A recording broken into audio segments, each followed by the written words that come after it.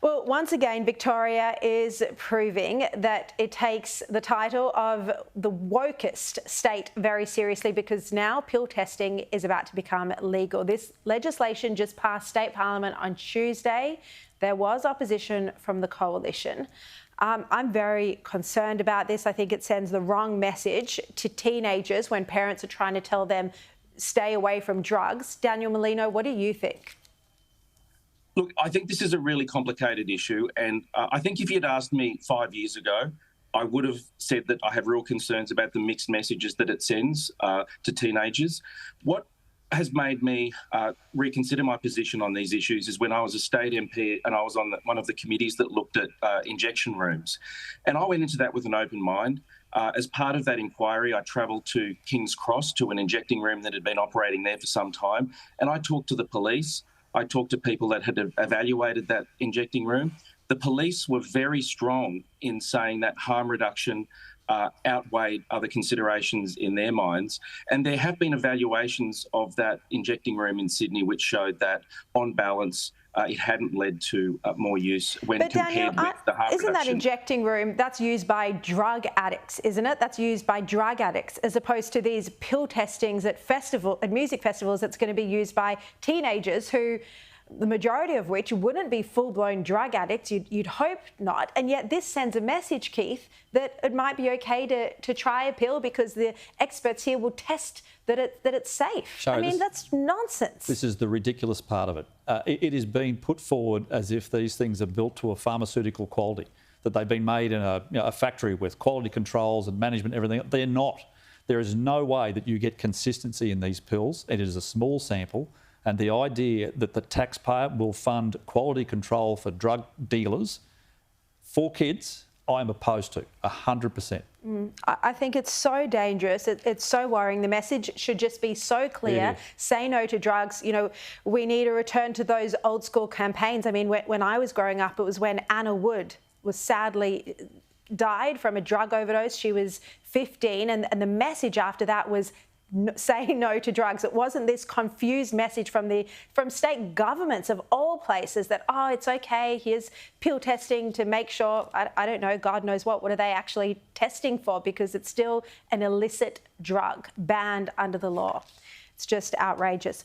All right, the Albanese government has looked over a local defence company for a major contract in favour of a French-owned one. Labor has announced that Tails Australia will run the operations behind a new plant to produce artillery shells instead of the Queensland-based Noya. Daniel, does this make sense to you, this decision? Well, look, I think so long as the process was rigorous, so long as it was against the selection criteria. And I think what we find with most of these projects is that there's a local component and they're often partnered with an international company. And I think that the company that you'd referred to, which was locally based, did have an international partner which they worked with. So look, I think so long as there's a rigorous process and selection criteria are used, I think it stacks up. What do you think, Keith? Well, somehow the Labor government has to defend this decision. So they've awarded it to a contractor for a factory that doesn't exist, that will take 4 years to build, against an Australian company which already has a facility based in regional Queensland at Maryborough, just outside of my electorate, and they're ready to go. They could be up and running in 18 months. So it's 4 years, greenfield, no current approvals. So you know this company well because it's close to your electorate? I know them very well. They're in Lou O'Brien's electorate of Wide Bay. They received significant funding from the Commonwealth to be able to set this facility up at Maryborough. And, you know, let's be clear, at a state level, this was a Labor seat up until the weekend. They're well known, they're a good company, they're international level, and yet somehow an existing facility is overlooked for one that has to be built. So I think there are real questions to answer here, Sharri. Okay, let's have a look at university fees. We know that Australia's top universities rely too heavily on international students, and now they're set to hike the tuition fees by 7% in 2025 for international students. This comes as the Albanese government is looking at introducing or preparing to introduce a cap on international student numbers. Daniel, do you think this fee increase is a direct result of the reforms that are capping the number of international students? Well, look, just taking a step back, I think that I would think that both sides of politics at the moment would say that we need to reduce overall numbers of international students. So we might differ on the exact numbers or on the exact methodology, but I think everybody's agreed that we need to reduce the numbers of international students.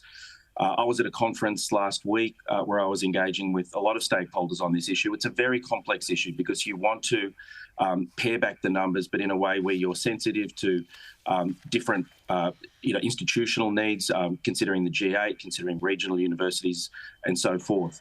Yeah. Look, I think that part of this might be a reflection of that in the sense that if you have a certain amount of demand and you reduce the number of spots, one of the factors that might change is the price. I mean, this is economics, but I think everybody's agreed that we do need to reduce the overall numbers. For me, it's just a question of doing it in a way which is staged sensibly and takes account of all the different institutions and needs. All right.